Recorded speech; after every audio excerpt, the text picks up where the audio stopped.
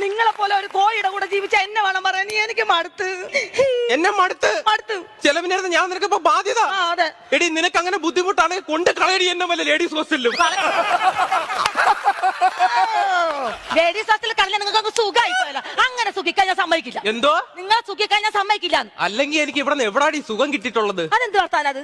അതെന്ത് വർത്താനത്? അതെന്ത് വർത്താനത്? നിങ്ങൾക്ക് ഞാൻ സുഖവും സന്തോഷം തന്നിട്ടില്ലേ? തന്നിട്ടുണ്ട്. സുഖവും സന്തോഷവും എനിക്ക് കിട്ടിയിട്ടുണ്ട്. എപ്പോഴാണ്?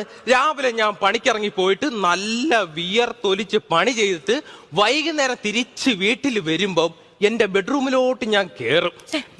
ചുമ്മാരി പറയട്ടെന്ന്. എന്നിട്ട് എന്റെ ഡ്രസ്സെല്ലാം ഊരിക്കളഞ്ഞിട്ട് പറയട്ടെന്ന്.